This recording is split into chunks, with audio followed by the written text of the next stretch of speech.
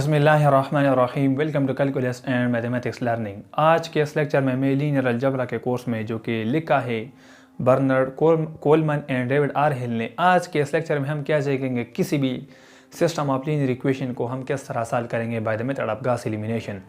पिछले लेक्चर में हमने सीखा था कि किसी भी लीनियर सिस्टम को आप किस तरह सॉल्व करोगे by using Gauss Jordan reduction method. Gauss Jordan reduction method में हम इस तरह करते थे कि जो डायगोनल एंट्रीज है उसके ऊपर और बिलो जितने भी एंट्रीज होते थे उसको हम जीरो करते और डायरेक्ट हमारे पास एक्स वाई जेड का सोल्यूशन आ जाता था। लेकिन आज के इस लेक्चर में हम क्या करेंगे, गॉस एलिमिनेशन है। गॉस एलिमिनेशन में हम इस तरह करते हैं कि डायगोनल एंट्रीज की बिलो जितने एंट्रीज है उसको हम जीरो करते और बाय बैकवर्ड सब्स्टिट्यूशन हम क्या करते हैं, सोल्यूशन निकालते हैं to the given linear system. Gauss elimination Gauss Jordan के मुकाबले के अगर इसके साथ हम कंपैरिजन इसका करें तो ये आसान है। आसान इसलिए है कि इसमें हम जस्ट डायगोनल एंट्रीज की बिलो तीन एंट्रीज को जीरो करते हैं अगर 3 क्रॉस 3 है और फिर इसका सोल्यूशन आसानी से निकालते हैं। अब इसी कॉन्सेप्ट को हम सीखते हैं by taking one example. Example क्या है, x + 2y + 3z = 9, 2x - y + z = 8, 3x - z = 3। ये तीन सिस्टम ऑफ लीनियर इक्वेशन के बने। इसी तीन लीनियर सिस्टम का हमने क्या करना है, सोल्यूशन निकालना है इन 3 variable which is x, y, z। तो हम सोल्यूशन की जाने बढ़ते। सोल्यूशन में हम इस तरह करते हैं कि पहले इसका आगमेंटेड मैट्रिक्स लिखते हैं। आगमेंटेड मैट्रिक्स में क्या होता है, हम एंट्रीज को लिखते हैं जो कोएफिशिएंट होते हैं वेरिएबल्स के। यहाँ पर x का कोएफिशिएंट 1 है, फिर y का 2 है, फिर z का 3 है, फिर नीचे है 2, फिर इसी तरह -1 और फिर z का 1। सही है, 2 - 1 1, ऊपर 1 2 3, नीचे x का कोएफिशिएंट 3 है, y एब्सेंट है तो हम 0 लिखेंगे, z का कोएफिशिएंट -1 है। फिर इस तरह वर्टिकल बार लगा लेते हैं और यहाँ पर जो ये मैट्रिक्स है b, इसको हम लिखते हैं 9 8 3। तो हम क्या करते हैं, इसी मैट्रिक्स को हम a का नाम देते हैं और s को स्मॉल b का नाम देते हैं। तो इसको हम लिख सकते हैं a/b। अब इसमें हम क्या करेंगे, याद रखें जब भी रिड्यूस इचेलॉन की बात आ जाए और इचेलॉन फॉर्म की बात आ जाए और गॉस जॉर्डन गॉस एलिमिनेशन की बात आ जाए जहाँ पर हम ऑपरेशन अप्लाई कर रहे हैं, तो वहाँ पर एक बात नोट रखें और जहन में रखें कि जो पहला रो होता है ना इसी सिस्टम ऑफ लीनियर इक्वेशन में ऑगमेंटेड मैट्रिक्स में, पहले रो का पहला एंट्रीज 1 होना चाहिए, ये ज़रूरी है। तो देखिए पहले रो का पहला एंट्रीज 1 है तो मतलब पहला स्टेप हमारा कंप्लीट हो गया है। सेकंड स्टेप में इसी 1 की मदद से इसी नीचे जो एंट्रीज है वर्टिकली उसी एलिमेंट्स को हम क्या करते हैं, जीरो करते हैं। तो 1 2 3 9 अपनी जगह पे आ जाएगा, 1 2 3 9। फिर इसी 2 को हम जीरो करेंगे इसी 1 की मदद से, मैंने बताया, और इसी 3 को भी जीरो करेंगे इसी 1 की मदद से ऑपरेशन के थ्रू। ऑपरेशन क्या लगाएंगे, R2 है रो नंबर सेकंड -2 R1, सो R2 - 2 R1 करते हैं। तो R2 - 2 इंटू R ऑफ 1 से क्या आएगा, -2 एंड R2 2 है तो इसे 0।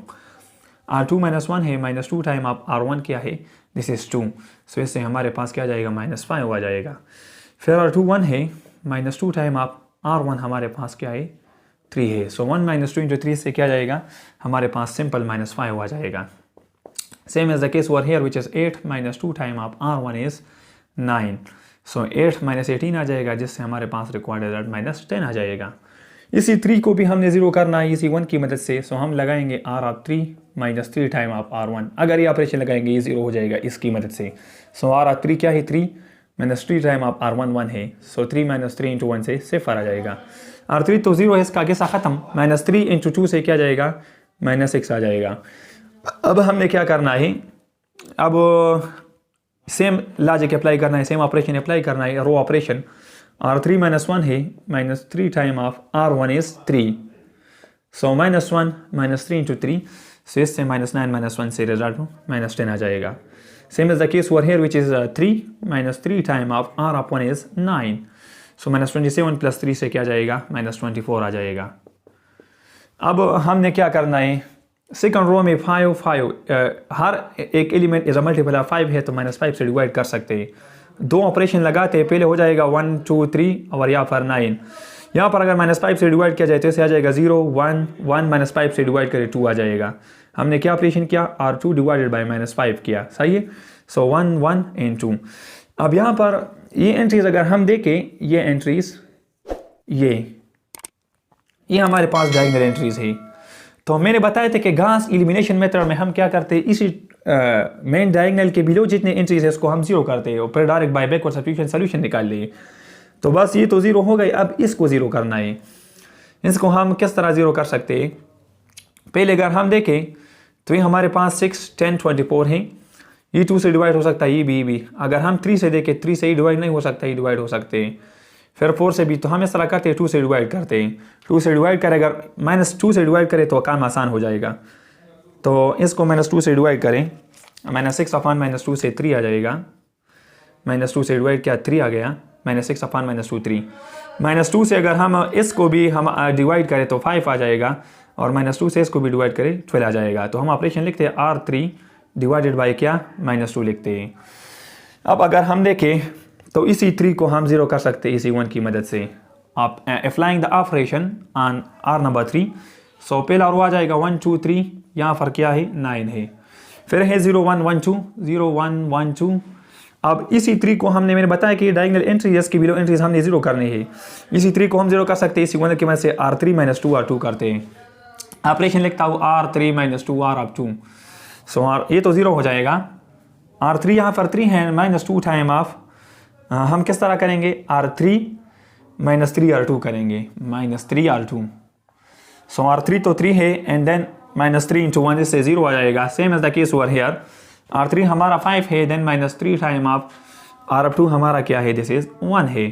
सो इससे रिजल्ट हमारे पास जस्ट 2 आ जाएगा। सही है। इसके बाद क्या है, -3 अगर इसके साथ मल्टीप्लाई करें -6, और यहाँ पर क्या है, 12 है, तो इससे 6 आ जाएगा। अब हमारा काम हो गया है। किस तरह, मैंने बताया कि अगर आप इसी डायगोनल एंट्रीज की बिलो सारे एंट्री 0 करें तो आपका काम हो जाएगा by the method of Gauss elimination. किस तरह, ये x है, ये y है, दोनों 0 है। z का एंट्री है तो 2z हो जाएगा, this is equal to 6। Simplify करें for z implies z is equal to 3, एक सोल्यूशन तो आ गया। अब मैंने बताया चूँकि बैकवर्ड सब्स्टिट्यूशन है तो इससे हम ऊपर वाला एंट्री भी निकाल सकते हैं। ये y है और ये z है, तो y + z हो जाएगा, and this is equal to what, this is equal to 2। z हमारा 3 है, 3 4 करें तो y + 3, this is equal to 2। Simplify for y implies y is equal to 2 - 3 which is equal to what, which is -1। y भी आ गया। अब z निकालते हैं तो पहले रो से हम निकाल सकते हैं, x है, then plus 2y, then plus 3z, and this is equal to what, this is 9। हमारा y भी है, z भी है, x निकाल सकते हैं। तो x 2 × y, y -1 है, सो -2 हो जाएगा। z क्या है, 3 है, 3 × 3 से हमारा 9 आ जाएगा, and this is equal to 9। तो हम इस तरह कर सकते हैं कि इससे हमारे पास 9 - 2 से 7, so x will be equal to 9, तो अपनी जगह पे यहाँ से +7 आ रहा है, इन राइट साइड पे जाके -7 हो जाएगा, which will be equal to 2। तो x की वैल्यू भी आ गई, y की वैल्यू भी आ गई, z की वैल्यू भी आ गई। इसका मतलब है कि हमने सोल्यूशन निकाल दिया by the method of Gauss elimination. अगर आप चेक करना चाहते हैं क्या हमारा जो सोल्यूशन है ट्रू है या फॉल्स है, आप इन सोल्यूशंस को क्या करें, इसी किसी भी इक्वेशन में पुट करें, दोनों साइड अगर सेम आ गए तो मतलब हमारा सोल्यूशन क्या होगा, राइट होगा। तो ये हमारे पास है the concept of solving any system of linear equation in 3 variable by the method of Gauss elimination.